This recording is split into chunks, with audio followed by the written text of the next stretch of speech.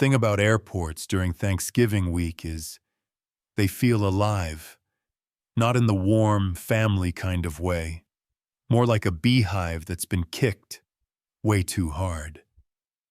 People rushing, shouting, dragging bags, grabbing coffee, trying not to miss flights they're already late for. And Phoenix Sky Harbor? Man, that place was a madhouse that morning. Kids crying, TSA yelling, a suitcase rolling into someone else's ankles. You get the picture. Officer Liam Carter was doing what he always did during the holiday chaos, walking his K9 partner, Atlas, down the security lane. Just another day, just another shift, just another sunrise with too many people and not enough patience. Atlas, a big German shepherd with eyes like he could see straight through your soul, walked at Liam's side. Calm, steady, focused. You know that look some dogs have, when they know their job actually matters? Yeah, that was Atlas. He didn't pull. He didn't bark. He didn't even flick an ear unless something deserved attention. That dog was a machine, a hero in a fur coat. But then, everything changed.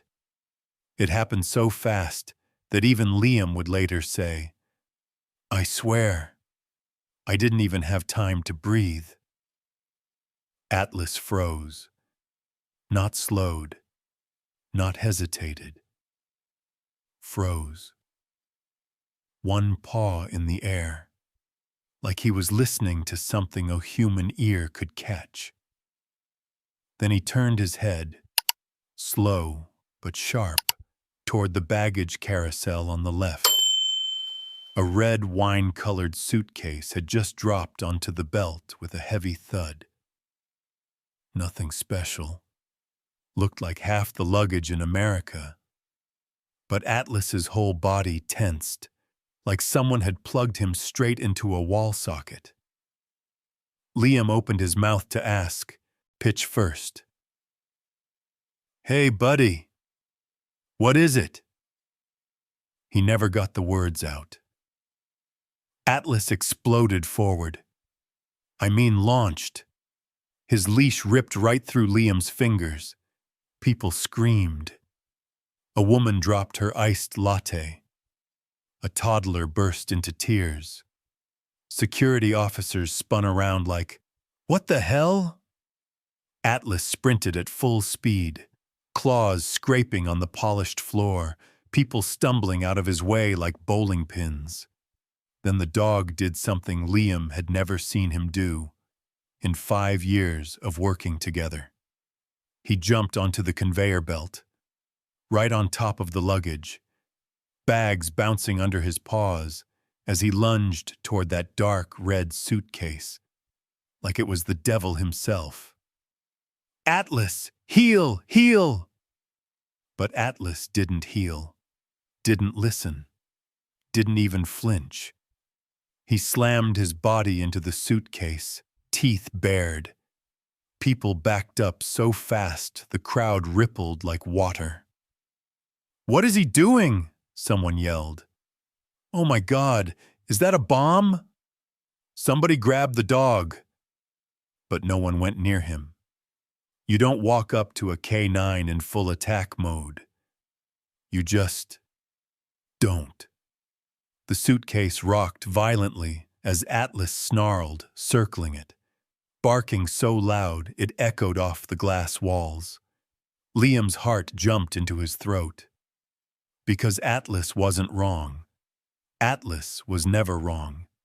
He got closer, hands up, trying not to spook the dog. "Atlas, buddy, talk to me. What is it?" Then, the suitcase moved. Not much, just a thump, but unmistakable. A wave of terror ripped through the terminal, screams, gasps, people climbing over chairs. A suitcase is not supposed to move on its own. Liam felt cold crawl up his spine. Bomb? Chemical device? Animal? Something else? Atlas barked again, louder, deeper, almost desperate. And that was it. The moment everything snapped. A TSA agent hit the Atushtun emergency switch. Red lights exploded across the ceiling. Sirens howled. Over the intercom, a trembling voice cracked. Code Black activated. Evacuate Terminal C immediately. This is not a drill. Chaos. Pure chaos. People ran. Bags toppled. Someone fell and crawled on their knees. Security officers shouted directions even they weren't sure of. And Atlas stayed where he was, standing over the suitcase like he was guarding a ticking bomb. Liam felt his chest twist. He had seen Atlas detect drugs, explosives, even cadavers. But this was different. Atlas wasn't attacking. He was protecting, like something inside that suitcase needed him. Bomb squad is on the way, someone shouted. Liam didn't look away. Atlas, boy, whatever it is, I'm right here. Atlas let out a low, vibrating growl. Not anger, not fear, a warning. The suitcase shuddered again, harder this time. And right there, in the middle of the panic and the screaming and the alarms, Liam heard it. A sound so small he thought he imagined it. A whimper, a cry, like something or someone was begging to be saved. Atlas barked once more, sharp, explosive, and the entire airport went silent. The thing about fear is, yeah, it spreads fast, like stupid fast. One person panics, then the next person panics harder, and suddenly the whole crowd is losing its mind, even if nobody actually knows what's going on. And right now, Phoenix Sky Harbor was 5 seconds away from turning into pure chaos. The red wine-colored suitcase, the same one Atlas had pinned down, started shaking again. Not a little wobble. No. It slammed against the belt, like something inside it was trying to punch its way out. Thump, thump, thump, each hit louder than the one before, like it had a heartbeat the size of a bear, trapped inside. Someone screamed. A mother grabbed her little girl's wrist. Move, move! She didn't just walk. She dragged that kid like the place was on fire. And honestly, I don't blame her. The alarms were still blaring, red lights flashing, announcements repeating in that calm but terrified airport voice. This is a code black. Please evacuate immediately. But people weren't evacuating calmly. No. The crowd jammed up like a clogged drain. Bodies pressing into each other. Luggage flipping over. A metal sign pole clattering across the floor, sparking even more panic. Go, go, go, an officer shouted, waving both arms like he was directing traffic on a highway full of half-blind drivers. And right in the center of it all, Atlas didn't move. He stood planted in front of the suitcase, fur bristling, chest puffed, eyes locked so tight on that shaking case you'd think he was staring down a monster. "Atlas!" Liam's voice cracked, like someone snapping wood in half. He pushed through the scattering crowd, slipping, past a family practically sprinting toward the escalators. "Atlas! Hey, hey, boy, listen to me!" But Atlas wasn't listening. He was bracing, like he fully expected that suitcase to explode. And he was just ready to take the hit. God, the look in that dog's eyes. It did something to Liam. His face went pale, then angry, then scared again, all in a single breath. "Atlas, stand down!" he yelled, reaching for the dog's harness. But the suitcase hit the belt so hard, the whole machine jolted. Bags toppled, people screamed. And Atlas? He lunged. Not a sloppy jump, not a flinch. No. This was full, intentional, charging headfirst into danger. "Atlas, stop!" The sound echoed across the terminal, bouncing off every wall like thunder. But it didn't matter. Atlas slammed both front paws onto the suitcase, teeth bared, a growl rolling out of his chest like something primal. The suitcase thumped again, hard, almost angry. "Jesus Christ," a TSA agent whispered. The mother who dragged her daughter earlier looked back. Just once. The fear in her eyes was the kind you don't forget. "Mom, what's in there?" the little girl whispered. Her mom didn't answer, didn't know whether to pray or run faster. A suitcase that hits back? Yeah. Anyone sane would run. Liam shoved through the last row of people and finally reached the conveyor belt. He climbed onto it, knees scraping the metal. "Atlas, boy, look at me." His voice broke, actually broke, like he wasn't shouting at a dog, but begging a friend. But Atlas didn't look at him, not even a glance. His entire body locked forward, the stance of a dog ready to throw himself into the fire if it meant protecting someone. "Damn it, Atlas. Please," Liam whispered. He reached forward. The suitcase lurched violently. Liam jerked back. The whole belt rattled, metal grinding like it might tear loose from the floor. Atlas snarled. Not anger. Fear. A fear he understood better than any human in that room. "Back away!" an officer shouted. "It's gonna detonate!"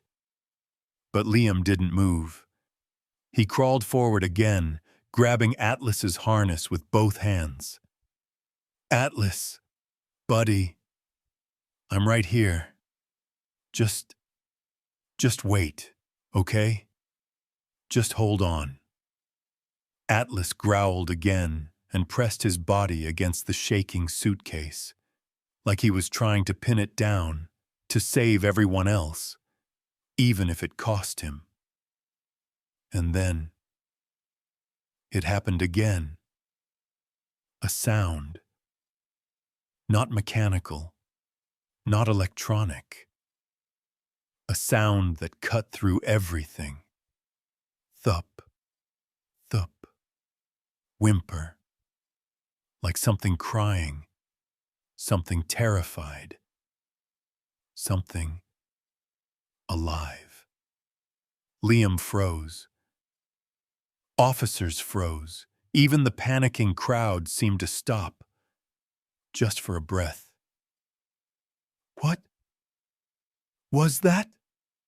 an agent whispered. Atlas let out a soft, heartbreaking whine. Not fear, not warning, sympathy. He knew whatever was in that suitcase wasn't a bomb. It was begging for help. And right there, in the middle of the alarms and the screaming and the chaos, Atlas pressed his forehead gently against the suitcase, like he was whispering, "It's okay. I'm here." And the entire airport went so quiet, you could hear the suitcase breathe. And the crazy thing is, that silence? Yeah, it didn't last long. Because right after that terrifying stillness, the kind that sits heavy in your chest, everything snapped back into motion, like the world suddenly remembered to breathe again. Bomb squad rushed in fast, not running, but that controlled, stiff kind of speed that says, we're 2 seconds from disaster. Heavy suits, helmets, gloves, all of it. One officer muttered, "Move, move, move, lock perimeter." Another rolled a thick shield toward the belt. Atlas didn't budge. He stood his ground until Liam gently tugged him back. "Come on, boy. Let them work. Just for a sec, okay?" His voice sounded scared. And honestly, everyone was. The bomb squad leader, a woman with a calm but you can tell she's shaking inside voice, leaned over the suitcase. "All right. We're going manual. It's too unstable to scan again. Someone hold that dog." Liam wrapped an arm around Atlas's chest. Atlas whined, fought it for a second, but eventually stayed pressed against Liam's leg, eyes locked on the suitcase like he couldn't forgive himself for looking away. The lead tech slid a tool under the latch. You could hear the faint click, click, click echo way louder than it should have. "Okay, stand by." Someone whispered behind her, "God help us." The latch snapped. A tiny metallic ping shot into the air. 3 officers flinched. The tech slowly lifted the lid. And the moment that lid cracked open, the moment that chemical smell punched out into the air, everyone's body language shifted at the exact same second. It wasn't a bomb. It wasn't a weapon. It was worse. Way worse. The lid opened fully, and somebody gasped so sharply it sounded like choking. Inside was a tiny corgi puppy, a baby, barely the size of a loaf of bread, fur matted, body limp, tongue pale, eyes half open but completely unfocused.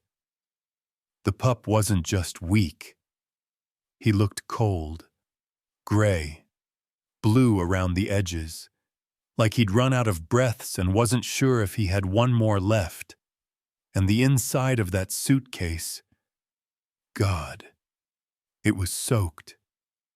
The towel beneath him was drenched in some chemical sludge, chalky white powder mixed with sweat, or tears, or something you didn't want to imagine.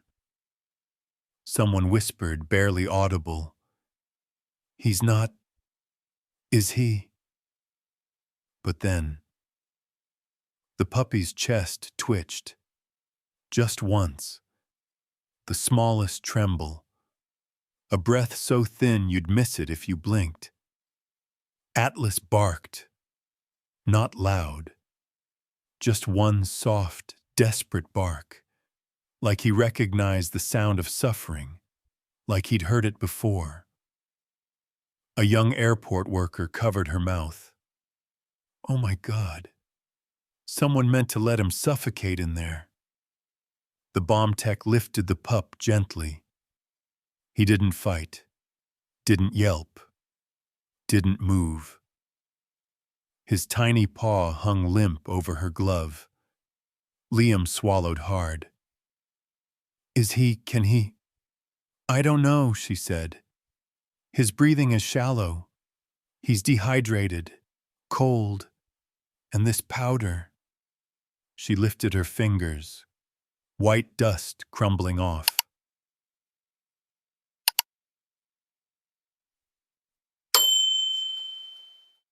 Another officer leaned in to sniff, instantly recoiled.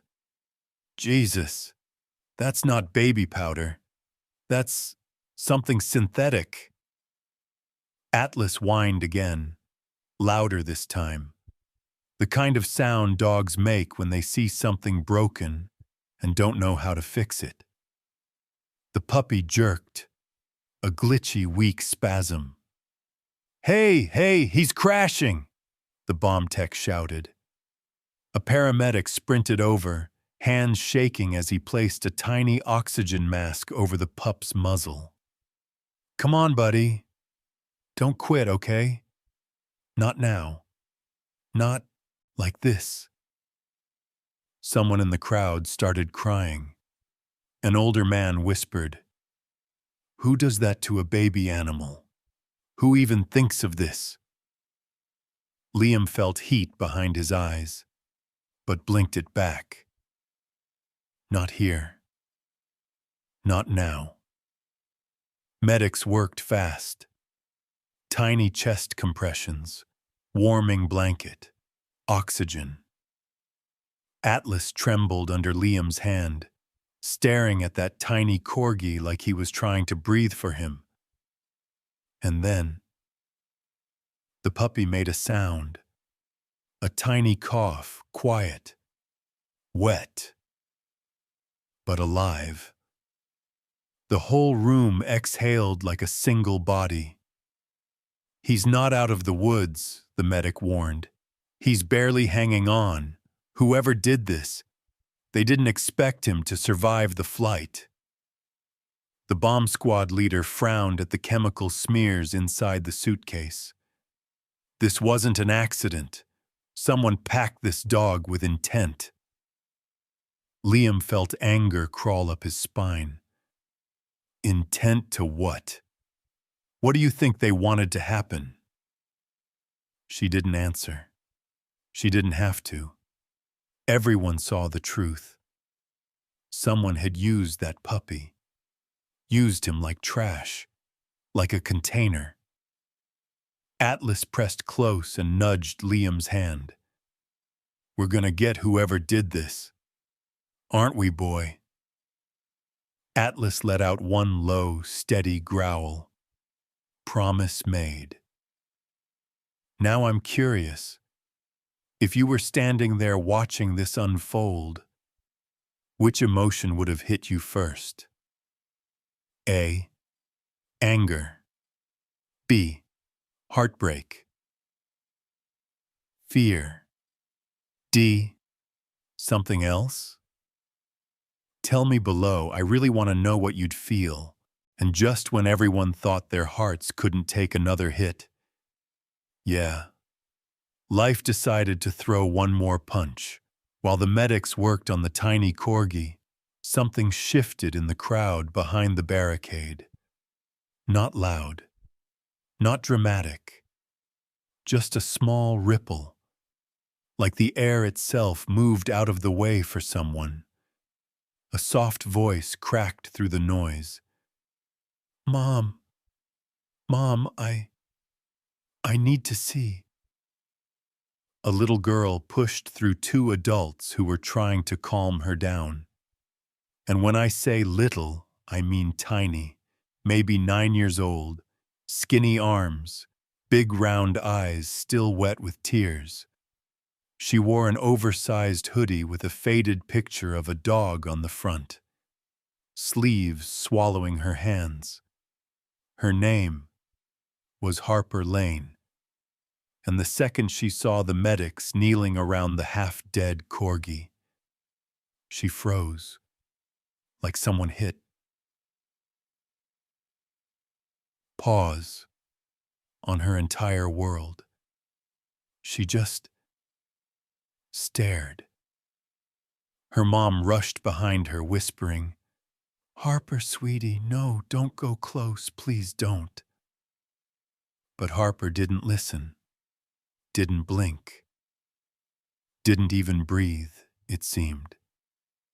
She took one shaky step forward, then another, and suddenly, she broke.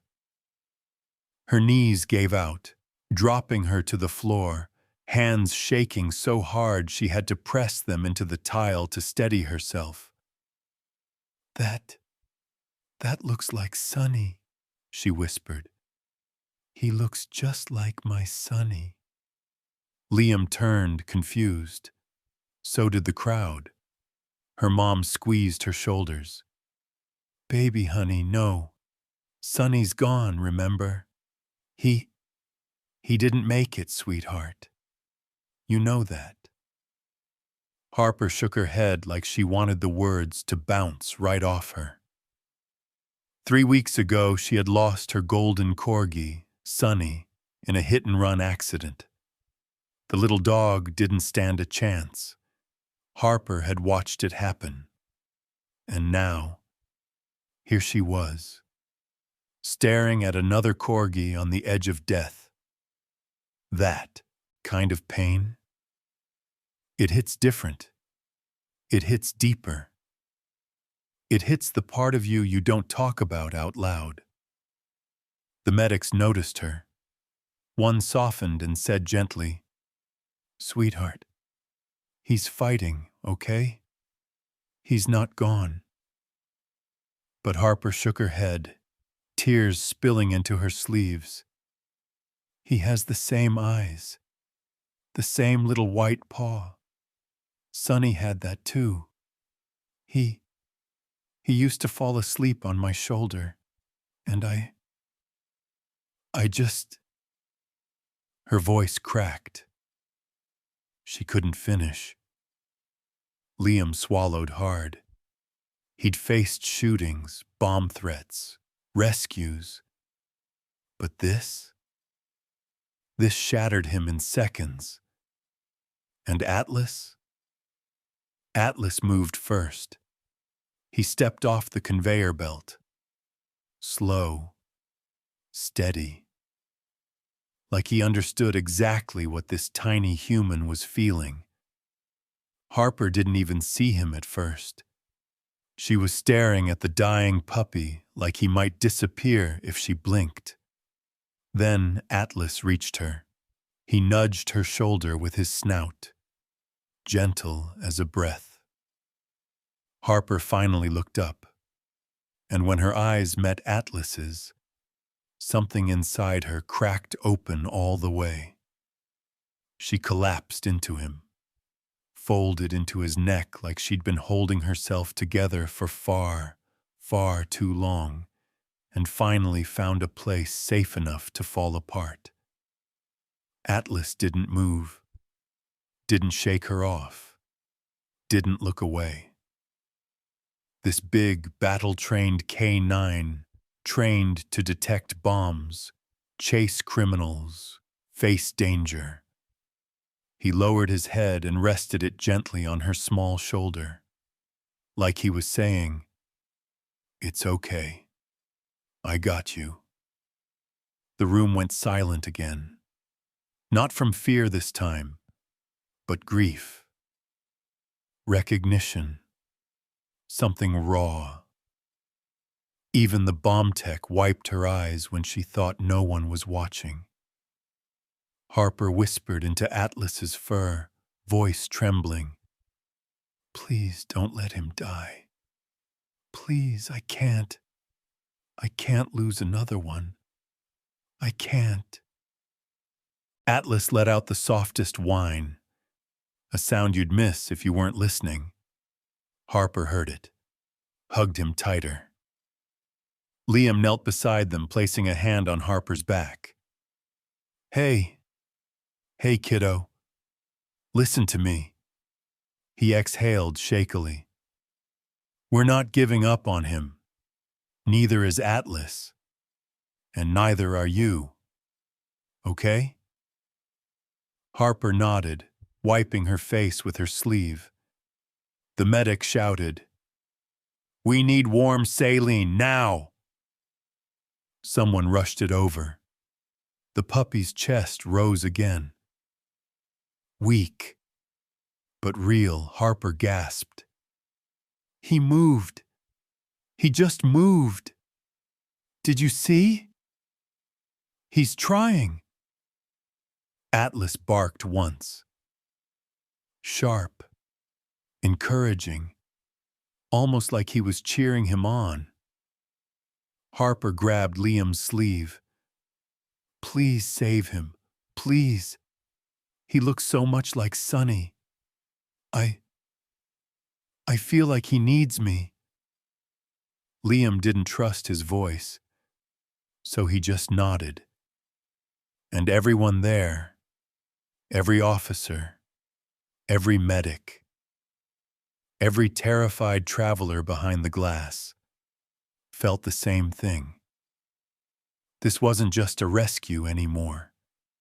It was a second chance. For the puppy. For Harper. Maybe. Even for Atlas. Then came the moment that twisted the knife deeper. The puppy, barely conscious, let out a tiny broken whimper. Harper whispered, "That's the same sound Sonny made." And every heart in that airport cracked a second time.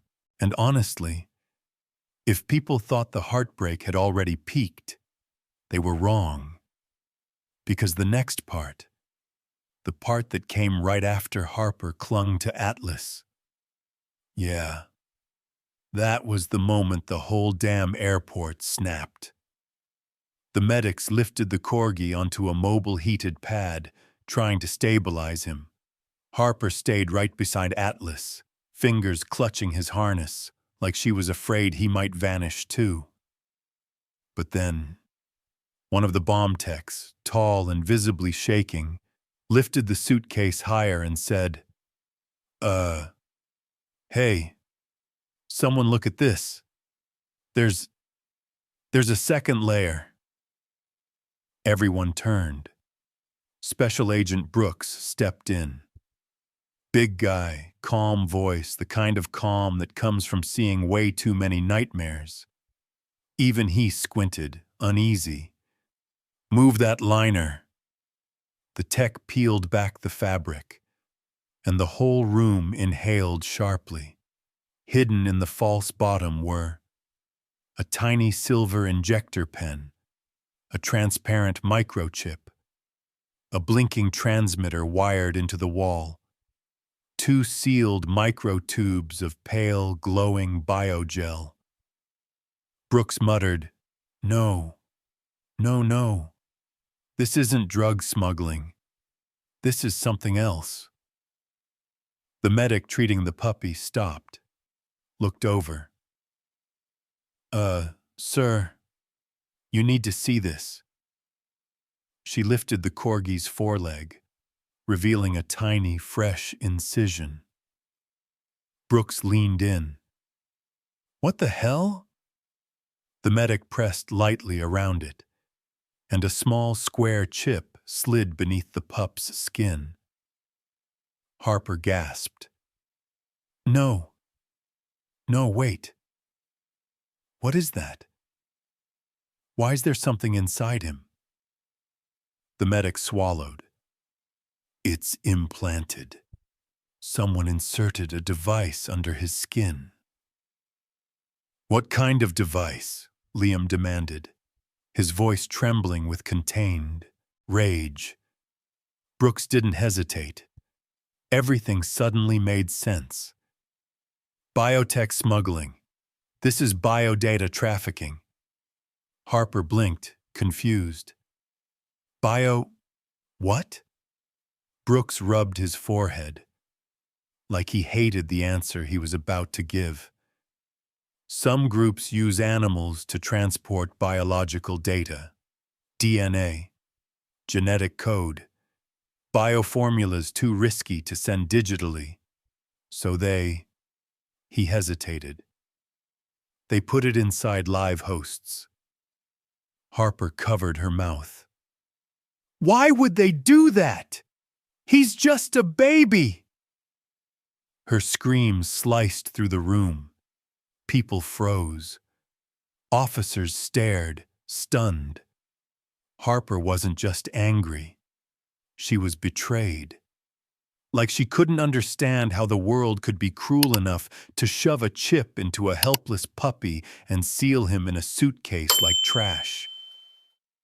Atlas reacted immediately. He stepped forward, placing himself between Harper and the open suitcase, not attacking, protecting. He planted his paws, let out a low, dangerous growl, glaring at the suitcase like he wanted to tear it apart. Brooks lifted the blinking transmitter. Someone was tracking the dog's vitals: oxygen, heart rate, temperature. They needed him alive, just alive enough to deliver whatever this is. Liam clenched his jaw so hard his teeth clicked. You're telling me they used a 9-week-old puppy as a damn storage device? Brooks nodded grimly. And if he'd died, the chip would have shut down. Their data lost. That's why he wasn't meant to survive long. Harper sobbed. They hurt him. They hurt Sonny, too. They always hurt the ones who can't fight back.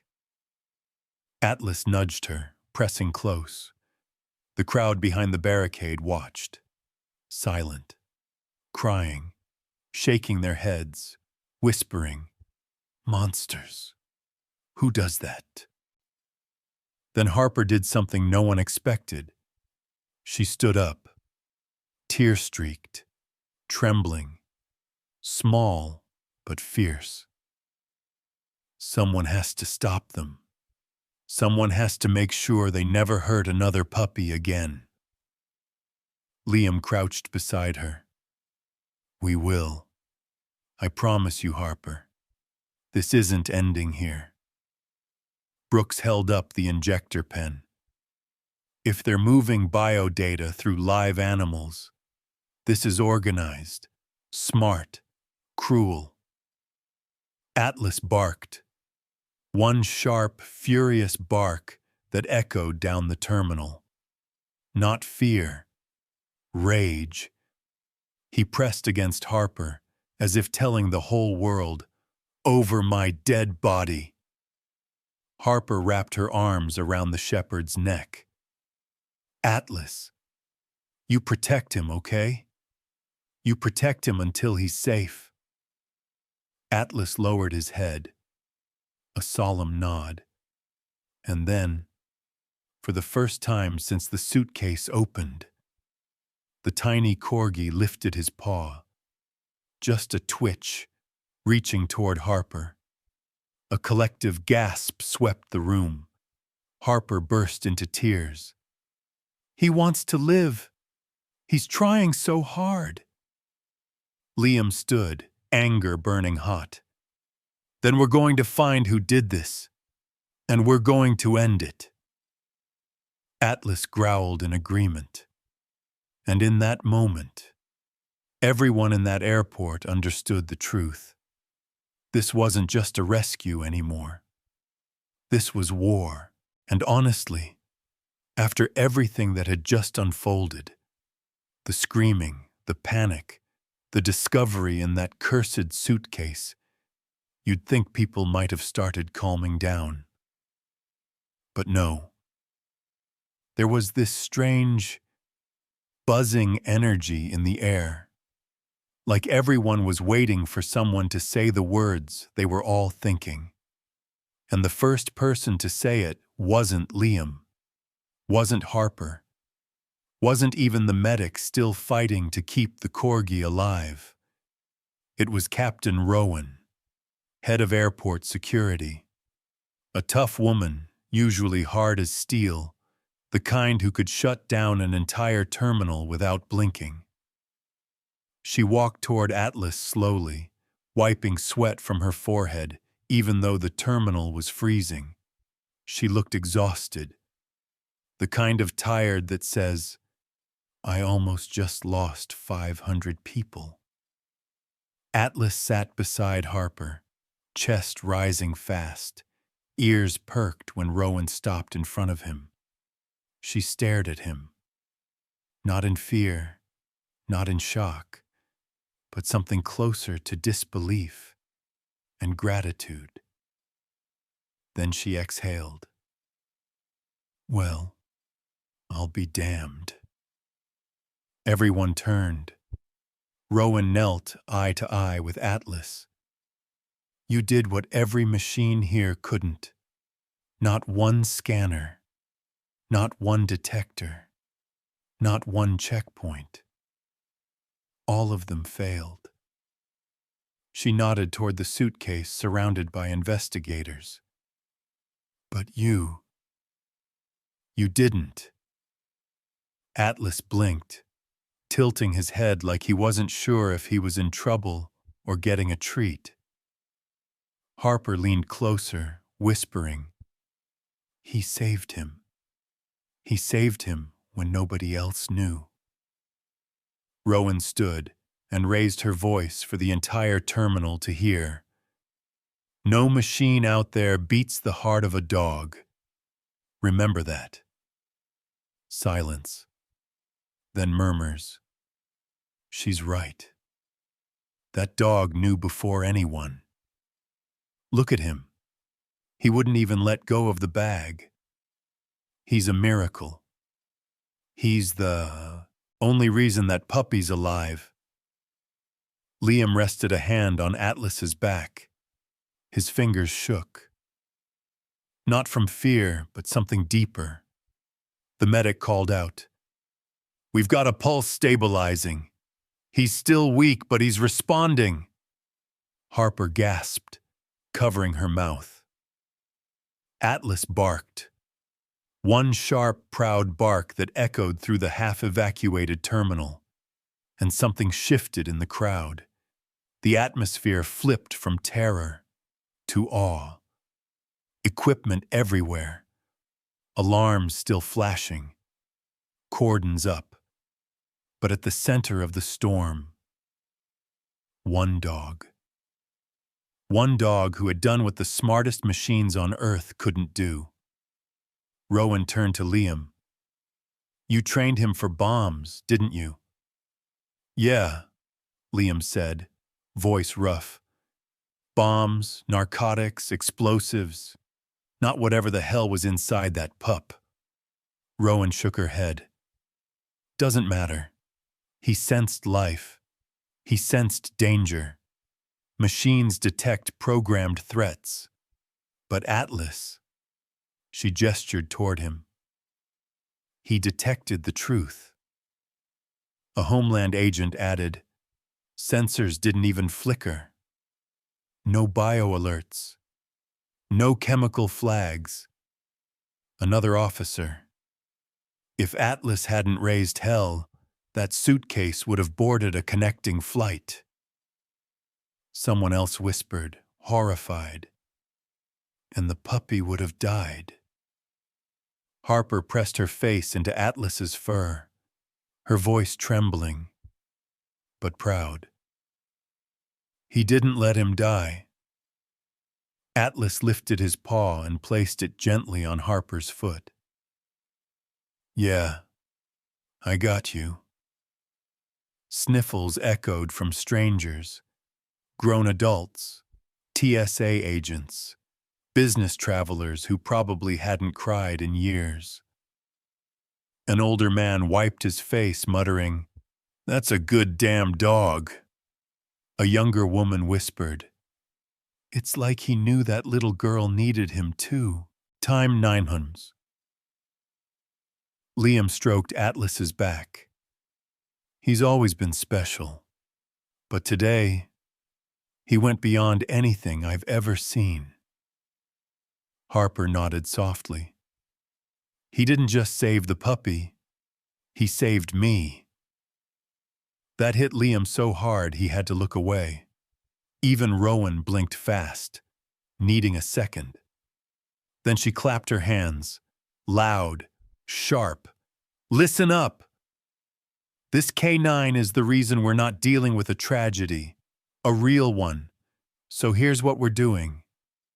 She stepped beside Atlas, resting a hand on his shoulder like she was knighting him. Atlas is now recognized as the primary responder in this incident. He acted faster, smarter, and more bravely than any of us. The terminal erupted, applause breaking across the room like a wave. Atlas tilted his head, confused, until Harper kissed his head and whispered, "They're clapping for you." His tail wagged, slow, soft, gentle. Liam laughed under his breath, voice cracking. "That's my boy." Rowan added softly, "Technology can fail, but a dog's heart never misses." And in that moment, it didn't matter how terrifying the day had been. Atlas became the light cutting through all of it. The kind of light people remember. If you were standing there, watching an entire airport applaud one dog who saved a life, would you clap, cry, or both? And right when everyone thought the worst part of the day was finally behind them. Yeah. Life hit them with another twist. A hard one. Because just as Atlas was being showered with applause like some four-legged superhero, a loud beep echoed from Agent Brooks's command tablet. He frowned, tapped the screen, squinted. Then his eyes widened. "Oh, hell. She's still here." Liam turned. "Who?" Brooks spun the tablet around. A security camera feed showed a woman moving fast through a restricted hallway. Black hoodie, baseball cap, long braid swinging behind her. Her name flashed red on the screen. Zara Quinn, high-risk biotech trafficking suspect. Liam swore under his breath. "That's her. She's the one who checked the suitcase." Brooks barked orders. "She's heading to the lower parking garage. If she reaches street level, she's gone." Liam didn't wait. He snapped his fingers. "Atlas, track!" And instantly, Atlas shifted, from gentle hero back to razor-focused K9 missile. Atlas bolted, claws scraping tile, weaving through officers. Harper whispered behind him, "Be careful." Then he was gone, charging into the staff corridor like a bullet with fur. Liam sprinted behind him. Emergency lights flickered red overhead. Sirens pulsed, slow, loud, bone deep. "Suspect in lower garage," the radio crackled. "Copy, in pursuit with Atlas." Atlas tore down the ramp into the basement garage. A concrete maze dripping pipes, echoing engine noise. This place was always creepy, but tonight, it felt like the kind of place where bad things go down. Footsteps, fast, panicked, hit from the left. Atlas swerved, immediately. "There! Get her, boy!" A shadow darted between two SUVs. Zara Quinn. She glanced back, eyes wild, and seeing Atlas charging full speed, she cursed and shoved open a metal service door. Atlas dove after her. Liam followed. Inside, another underground level, dim lights, flickering bulbs, cold concrete pillars, and in the middle of the room, Zara skidded to a stop, rummaging through her backpack with frantic, jerking motions.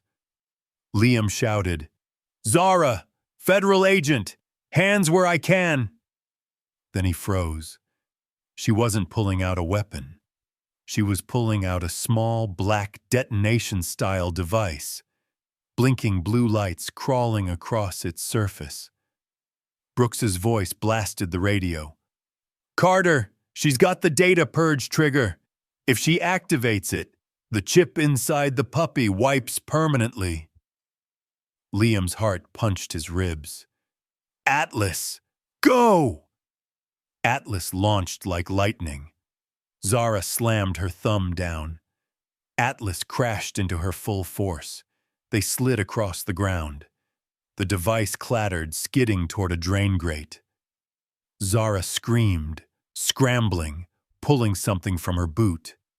A knife. A silver folding knife. She swung it at Atlas. "No! Atlas, back!" But Atlas didn't back. He dodged, instinctual, the blade missing his neck by half an inch. Zara lunged again, vicious. Atlas leapt back, barking, warning Liam. Liam raised his gun. "Drop it, Zara! Drop the knife, now!"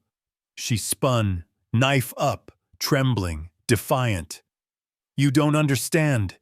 If they catch me alive, I'm dead anyway," Atlas growled, stepping between them.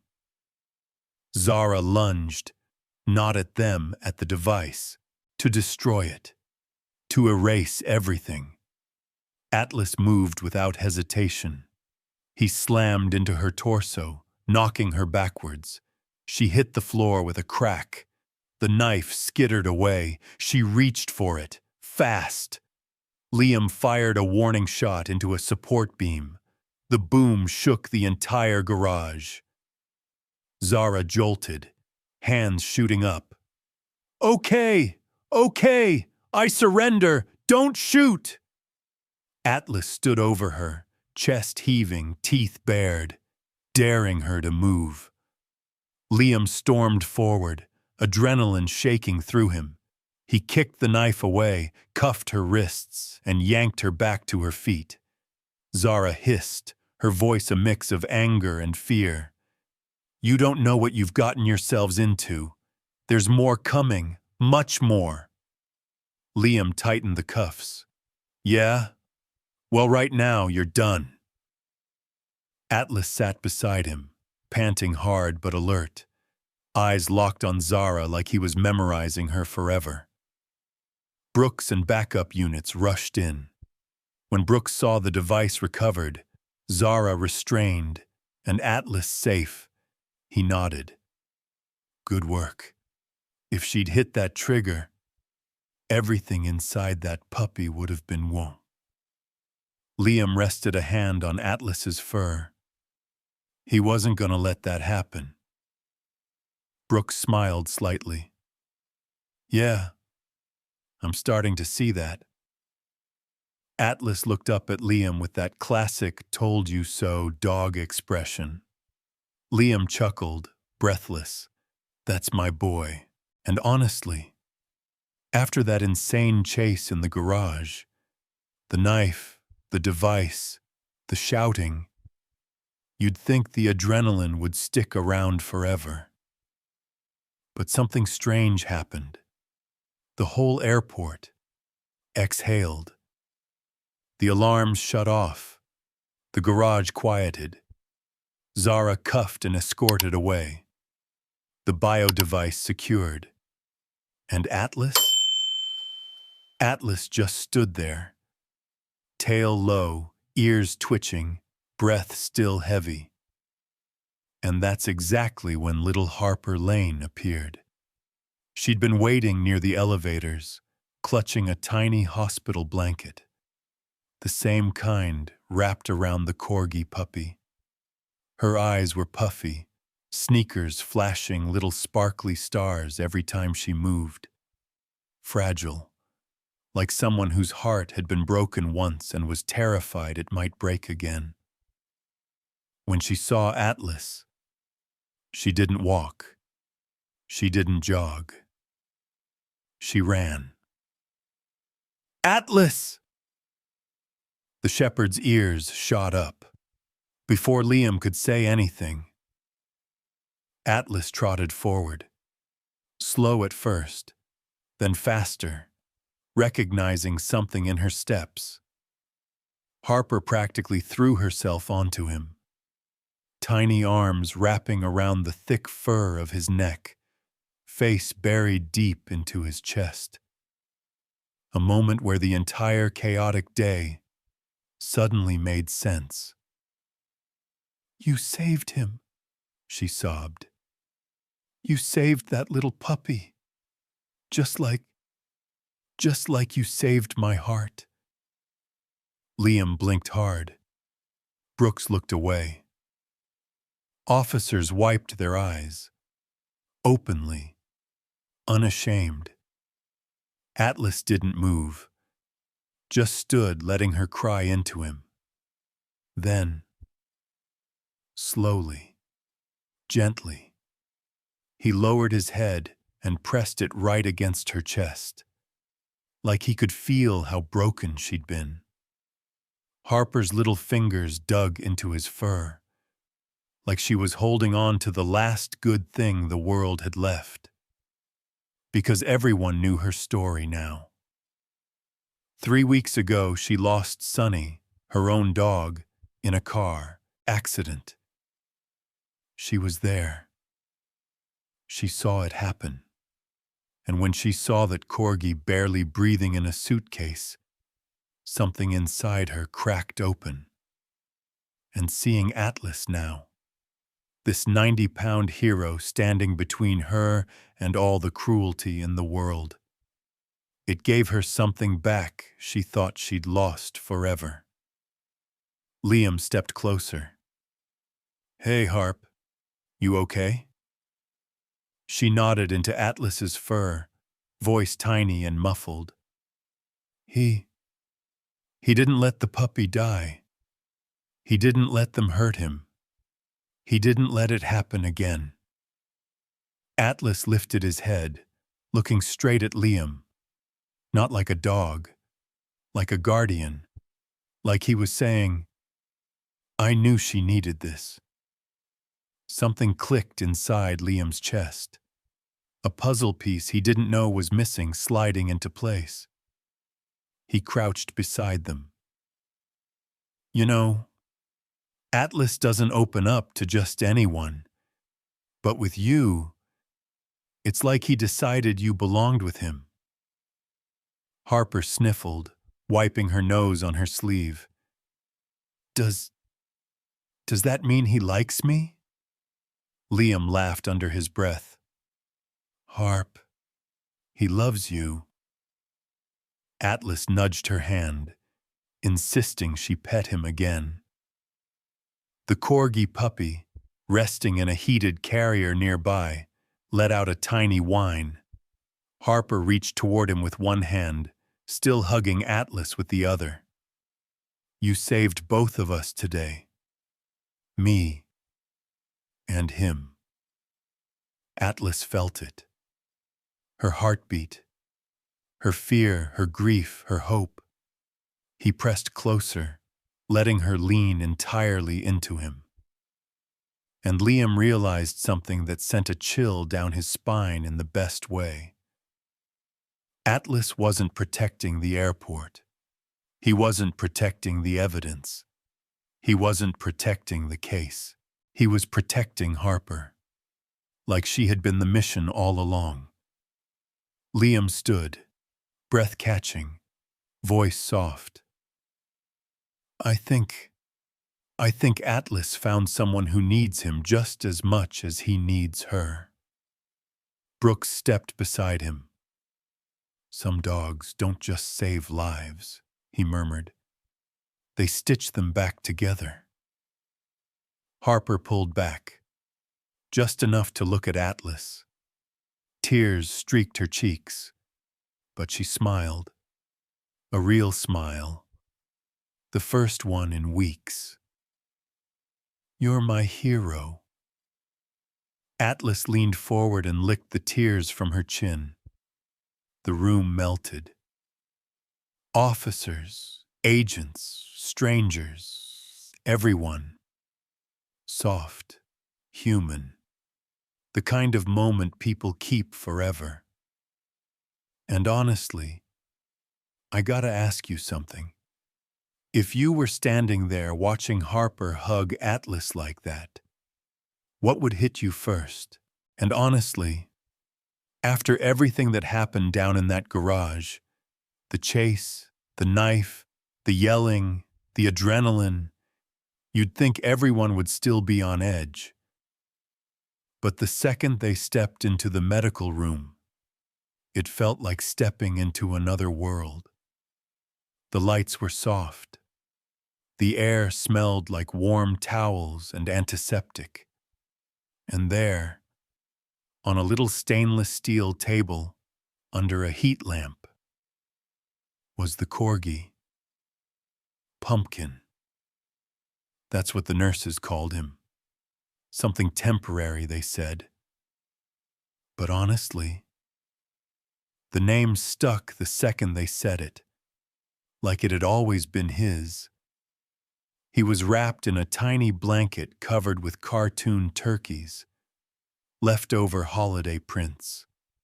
His big ears drooped, his breathing slow, his fur still holding that faint chemical smell that made your chest tighten just thinking about what he'd been stuffed into. But then, right as Harper, Liam, and Atlas stepped inside, Pumpkin's little paw twitched. Just a tiny movement, barely noticeable. Then, his eyes opened. Not fully, just a small, sleepy squint. But it was enough to make the entire room fall silent. A nurse gasped. Another covered her mouth. Harper froze, like something sacred was happening. Pumpkin blinked again, trying to focus. His gaze drifted until it landed on Atlas. And the whole energy in the room shifted. The nurse whispered, "Oh my God." Another whispered, "No way." Pumpkin pushed his tiny head forward, wobbly, weak. Then, using all the strength he had, he began dragging himself across the blanket. Slow, shaky, legs barely responding. But he didn't stop. He crawled straight toward Atlas. Like he knew, like he remembered, like something inside him said, "That one, the big one. I'm safe with him." Atlas's ears perked. He tilted his head, confused, for half a second. Harper whispered, "Go ahead. It's okay." Atlas stepped closer, movements gentle, impossibly gentle for a dog trained to tackle armed suspects. He lowered himself onto the floor. Paws stretched out, chest sinking low, settling eye level with the tiny corgi. Pumpkin whimpered. Soft. Fragile. And then, he crawled right onto Atlas's front leg, curled up, rested his tiny head on Atlas's paw, like it was the softest bed in the world. The medical staff broke. One nurse cried openly. Another grabbed a tissue, whispering, "Nope, nope, this is too much." Even Liam wiped his eye, pretending he wasn't. But the line that hit hardest? An older nurse, hand on her chest, whispered, "That's a Thanksgiving miracle right there." Harper nodded, tears slipping, but with a soft, healing smile. She knelt beside Pumpkin, brushing a finger along his tiny ear. "He remembers you," she whispered. "He really remembers you." And Atlas, man. He leaned down and nuzzled Pumpkin, so gently it didn't look real. Like watching two souls who survived the same storm find each other again. Pumpkin sighed, tiny, content, a soft huff of safety, then fell asleep on Atlas's paw. And the room melted. Silence, warmth, relief, hope. Harper sat beside Atlas, leaning her head against his shoulder. Pumpkin's breathing synced with Atlas's. Atlas's slow rhythm matching the tiny heartbeat, curled against him.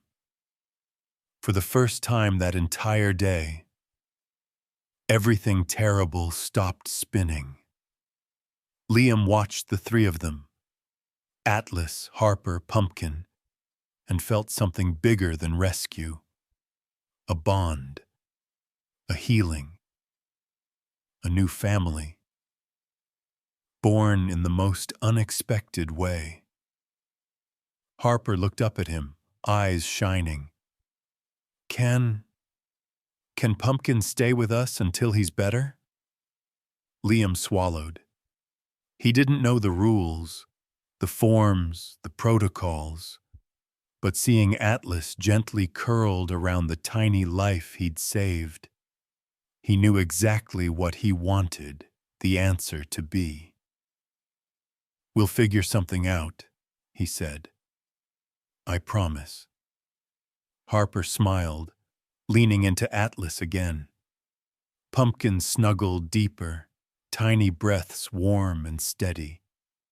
Atlas curled his body instinctively, shielding Pumpkin from the whole world. And maybe he was. And honestly, I'm curious, and honestly, after watching Pumpkin curl up on Atlas's paw like that, you'd think things couldn't get more emotional. But the truth? That moment inside that tiny medical room was just the spark. What came next? Yeah, it was bigger than anyone expected. It started small. A nurse snapped a photo. Atlas and Pumpkin sleeping together, Harper leaning gently against Atlas's shoulder. She didn't even mean to post it publicly. Just uploaded it to her personal Facebook with a caption like, "A Thanksgiving miracle at Phoenix Sky Harbor today." But the internet, it caught fire in 5 minutes. First Arizona, then the entire Southwest, then national morning shows. By sunrise the next day, Atlas had become America's dog. No joke. Every major outlet ran headlines. The K9 who saved Thanksgiving. Atlas, the dog who followed his heart. Hero K9 sniffs out biotech crime, saves puppy. And the one that stuck the longest, Atlas, the Thanksgiving miracle dog. It was everywhere. TV screens in diners, radios in gas stations, people watching clips while waiting for Black Friday doors to open. Moms cried. Veterans saluted. Kids hugged their stuffed animals. America didn't just hear the story. America felt it. At the K9 station outside the airport, everything changed overnight. The morning after the rescue, Officer Liam Carter showed up, coffee in hand, expecting a normal shift. Instead, he couldn't even reach the door. The steps were covered in flowers. Bouquets stacked 3 feet high. Little stuffed dogs with tiny handmade K9 vests.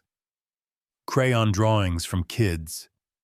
Atlas, you are my hero. Thank you for saving the baby dog. Pumpkin plus Atlas equals best friends forever. One letter simply read, "You reminded us that good still wins." Liam stood there, halfway choking on his breath. Holy crap! A reporter popped out of nowhere. "Officer Carter, how does it feel waking up to a national hero in your unit?" Liam rubbed his face. I mean, it feels... Yeah, I don't even know what to say." She laughed. "That's okay. America's already saying it for you." Inside the building, phones rang non-stop. People asking where to donate to Atlas's unit, if Pumpkin's medical bills were covered, if Harper needed support. A woman from Ohio wanted to knit Atlas a sweater. A Marine from Texas offered to buy him a Kevlar vest. A school in Wisconsin asked for a Zoom call so a classroom of kids could say thank you. Meanwhile, at Harper Lane's house, it was early afternoon. Tavi murmuring softly, Pumpkin sleeping in a heated crate. Atlas finally stretched out on a rug, actually resting after being fussed over by every vet tech in Arizona. Harper sat cross-legged on the carpet in pumpkin-patterned pajamas, like fate picked her outfit early. Her mom made hot cocoa in the kitchen. Then the TV anchor said, "And this little hero, K9 Atlas, is being hailed as the Thanksgiving miracle dog after saving a corgi puppy from..." Harper's head snapped to the screen. "That's him! Mom, look, that's Atlas!" Atlas's ears perked, recognizing his name even through a TV broadcast. The screen showed Atlas at the airport, then Pumpkin being carried out, then Harper hugging Atlas, face streaked with tears. Harper whispered, "Atlas is my hero. He saved him. He saved all of us." Her mom wrapped her arms around her shoulders. "You're proud of him, aren't you?" Harper nodded hard. "So proud. He's part of our family now." Atlas stood and nudged her back gently with his nose. Harper giggled, wiping her eyes. "See? Even he agrees." And honestly, if you'd been there, you would have cried too. Because it wasn't just about a dog saving another dog, or taking down a crime ring. It was about something America desperately needed. A reminder that kindness still wins, that bravery still exists, that innocence is worth fighting for, and that sometimes one dog, following nothing but heart and instinct, can pull an entire country together. So yeah, Atlas wasn't just a K9. He wasn't just a hero. He became hope. And hope spreads fast. And honestly, after the whole country started rallying around Atlas and Pumpkin, you'd think the emotional bar couldn't go any higher. But somehow it did. It happened 3 days later. The chaos had died down. The K9 unit wasn't buried under flowers anymore. Well, okay, they were. But now they had a system for clearing them twice a day. Pumpkin had been staying in the airport's little veterinary wing, recovering slowly. The vets checked everything: the chemicals, the lack of oxygen, the dehydration. And Harper came every afternoon after school, every single day. Even when her mom would sigh, "Honey, maybe let the puppy rest?" Harper would shake her head, clutch her backpack, and whisper, I just need to see him." And Pumpkin. The moment he heard her voice echo down the hall, his ears would perk, his little legs wobble to their feet, and he'd paw at the crate door like she was the only person who mattered. But this day was different. Harper walked in holding a small paper bag, wearing her oversized denim jacket with hand-sewn patches. Atlas was already there, lying on the floor like a giant warm rug, tail thumping lazily. Pumpkin saw her and squeaked. Not a bark, a squeak. Harper giggled. But before she opened the crate, a social services worker stepped into the doorway and cleared her throat softly. "Harper, sweetie, can I talk to you for a second?" Harper froze. Not scared, just confused. She turned slowly, still holding the bag. Did I do something wrong?" The woman smiled gently. "No, sweetheart, nothing bad. Actually, something really good." Harper blinked. Atlas sat up. Liam straightened from the wall. Pumpkin pressed his nose against the bars. The social worker crouched, eye level with Harper. Pumpkin's case is special, and because of what he went through, he needs a stable, loving home, a place where he feels safe. Harper nodded slowly. The woman continued, softer now. "We reviewed your family's file, and because you've built such a bond with him, because you helped save him, because you clearly love him so much." Harper's breath hitched. "We'd like to ask if you want to adopt him." Silence. Harper dropped the paper bag. Crayons spilled everywhere. Her lip trembled. Shoulders shook.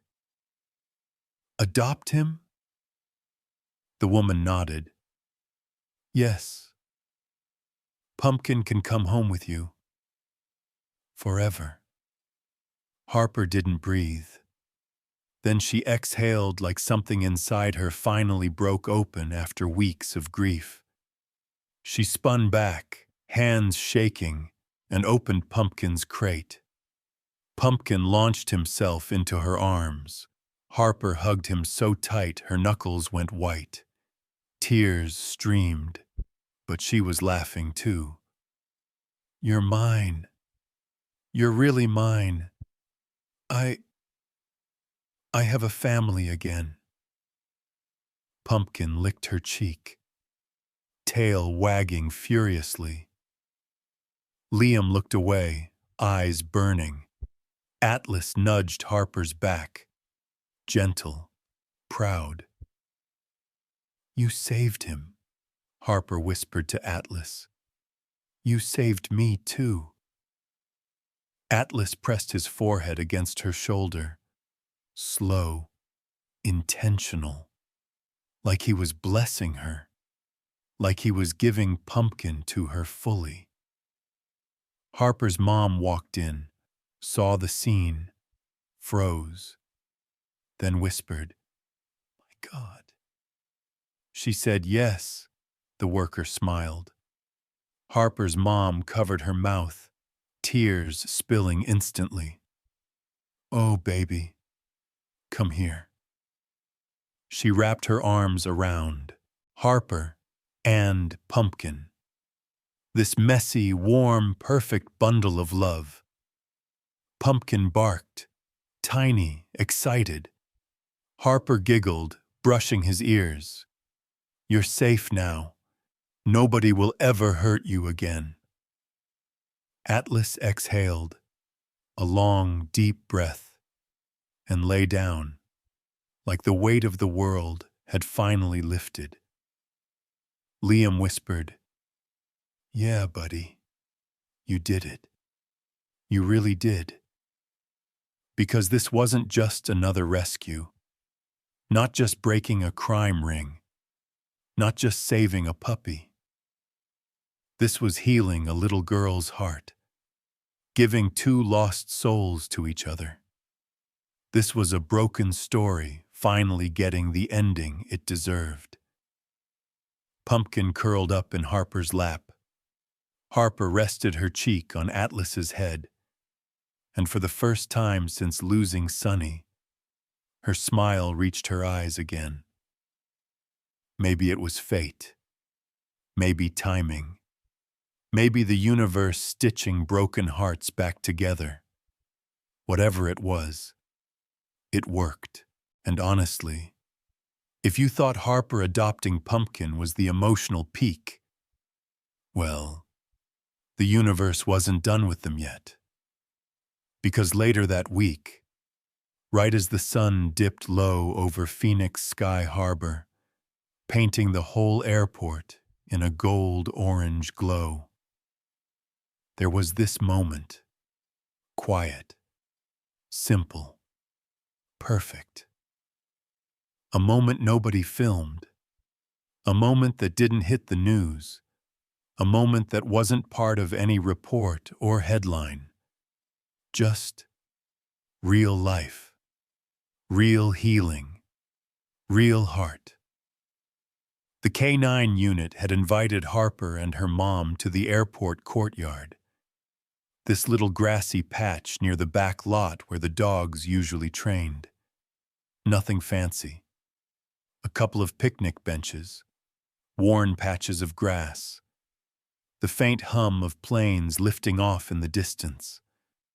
Harper arrived in her sunflower dress, holding Pumpkin against her chest, like he was the most delicate thing in the world.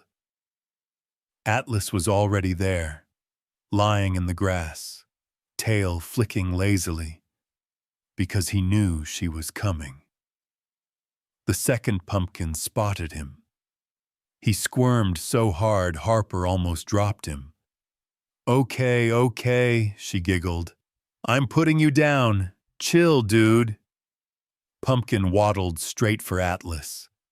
Atlas rolled onto his side so the little guy could climb all over him without falling.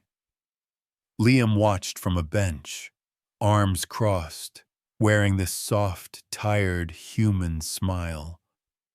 Not the smile of an officer, not a hero, just a man thinking, yeah, this right here makes everything worth it.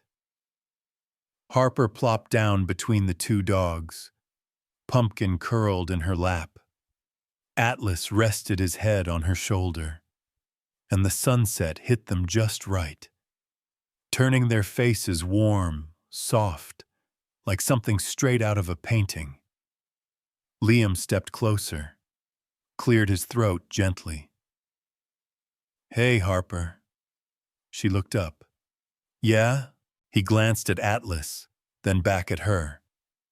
You know he's been different since the rescue, right? Harper frowned. Different how? Liam rubbed the back of his neck, trying to say feelings out loud for once.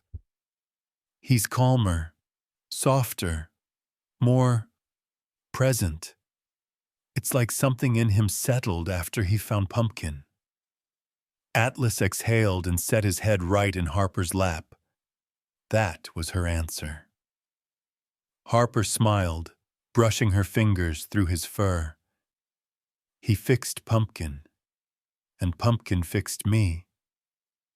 So maybe I fixed him too? Liam laughed softly. Yeah, Yeah, that sounds about right. No one spoke for a while. The sun dipped lower, sky shifting pink, then purple. Planes ascended in tiny silhouettes against the colors. Harper leaned against Atlas's shoulder.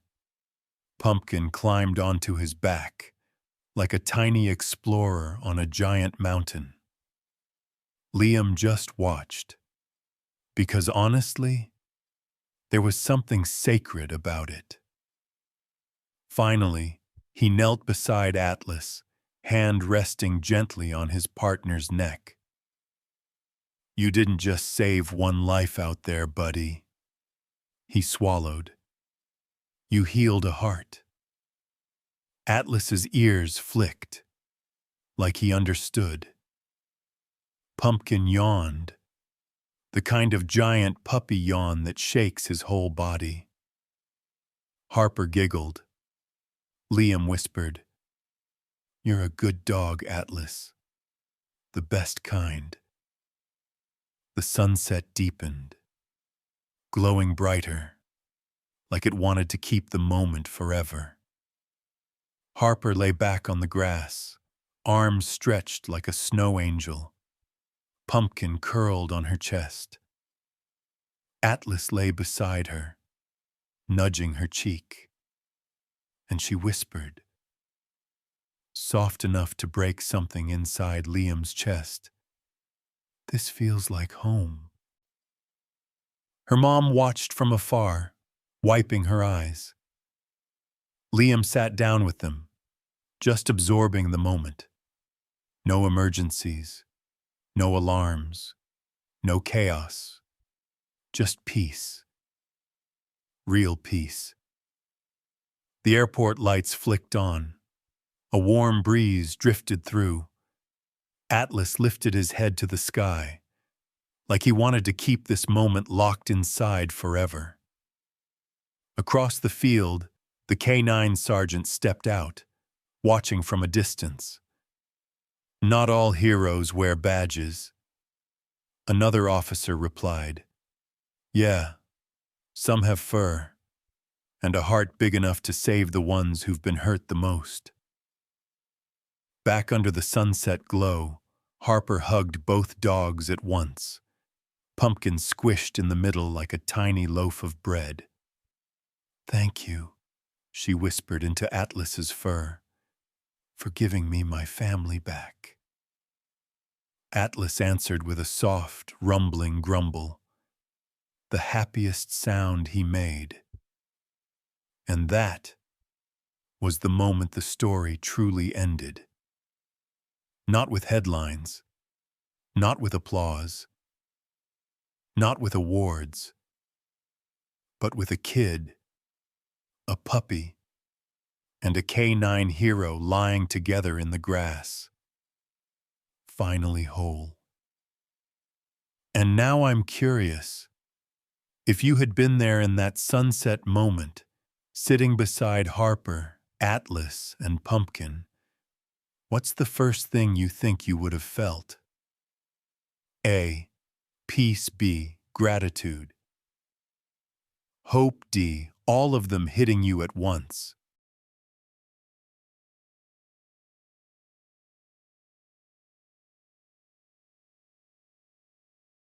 And just when everyone thought their hearts couldn't take another hit, yeah, life decided to throw one more punch. While the medics worked on the tiny corgi, something shifted in the crowd behind the barricade. Not loud, not dramatic, just a small ripple, like the air itself moved out of the way for someone. A soft voice cracked through the noise. Mom, I need to see. A little girl pushed through two adults who were trying to calm her down. And when I say little, I mean tiny, maybe 9 years old, skinny arms, big round eyes still wet with tears.